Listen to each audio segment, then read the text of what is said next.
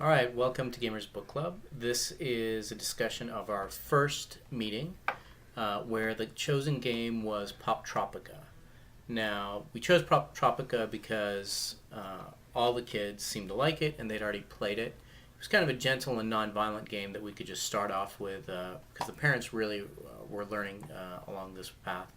And then the second thing is it's free and it's available on any web browser at poptropica.com.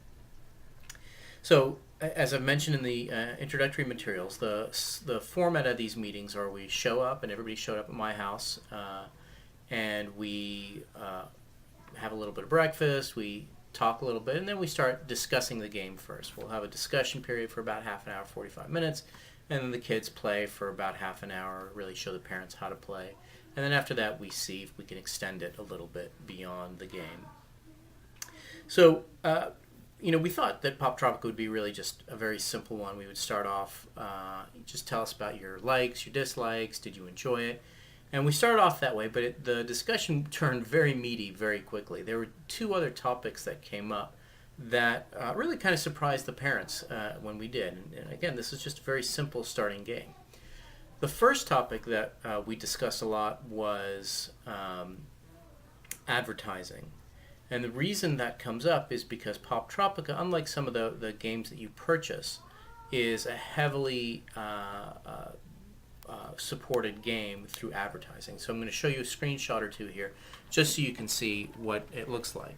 So this is actually the first screen that comes up when my 7-year-old son comes to this particular island.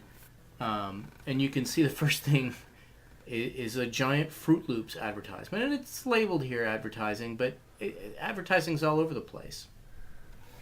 And so, we as adults recognize that there's advertising places, but we of course didn't realize how completely ingrained the advertising was. Our kids, however, had no problem distinguishing between advertising and game, which was surprising to me. And to the other parents as well. So I think if you're going to do Poptropica or any other ad-supported game, I think this is a worthwhile discussion to have. What is advertising? What does it mean? Why is it there?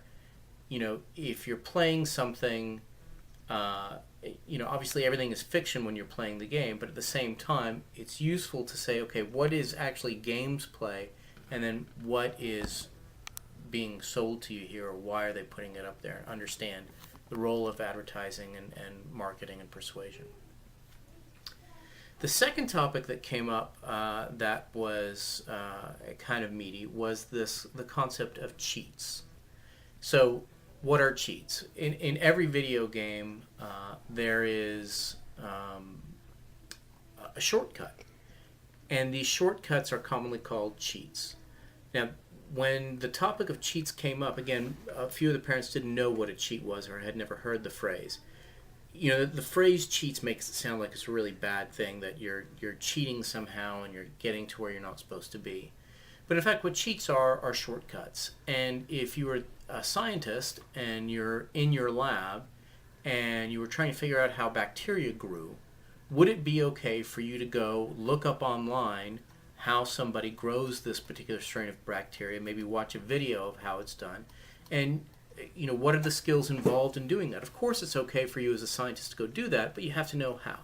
And so that is basically online research, and there are different levels of online research. But for a 7-year-old, it's totally appropriate for them to do the kind of online research necessary to find cheats or shortcuts. And so that's what they do.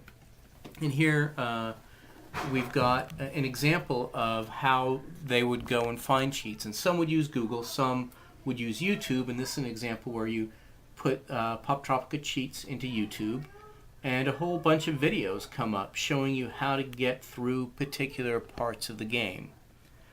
So it was a funny conversation because some of the kids thought the term cheats meant that it was bad, and so under no circumstances would they ever do a cheat, or at least they wouldn't acknowledge that maybe they had gone and used a cheat once. Other kids were like, oh no, this is part of playing the game. We're just going to go look up how to solve this problem when we're stuck. It's no fun when you're stuck and you can't get through it. So I think the parents in this particular group came to the conclusion that cheats are actually okay for video games, as long as what you have to do to get the cheat is know what you're looking for, figure out how to do the search, and then once you get there, be able to capture that information, either watching a video or reading the description of how to do it, and then come back and do it. So it seems like it's a problem-solving method that's important for these kids to learn. You know, here we are. Poptropica has no inherent educational value. The physics isn't real, the math isn't real, and yet what you can get out of it is learning how to do research online. Okay, that was the discussion part. Again, that's all done with the computers off and video games off.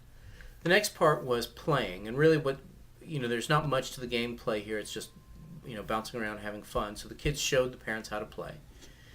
And then in the final portion of the meeting, what we did was our extend session. And the way we tried to extend this particular game was ask the kids to imagine a new island. Poptropica is organized into different sections that are called islands. So you can go from one island to another island, and each island has a theme. The most recently released island as of March 2010 is Reality TV Island. But there's Astro-Knights and all different kinds of themes. So we asked the kids, if you wanted an island, a new theme, what kind of theme would you have? And they had to come up with ideas about different themes, maybe color schemes, if they wanted to draw the costumes that would go with that particular theme. So that really summarizes our meeting on the topic of Poptropica. And if you are interested in using Poptropica as the focus of a meeting, we encourage you to do it and read the review from Common Sense Media so you have a little bit of idea about the game. It's a totally appropriate game for 7 and 8-year-olds, and we hope you post your experiences on the community.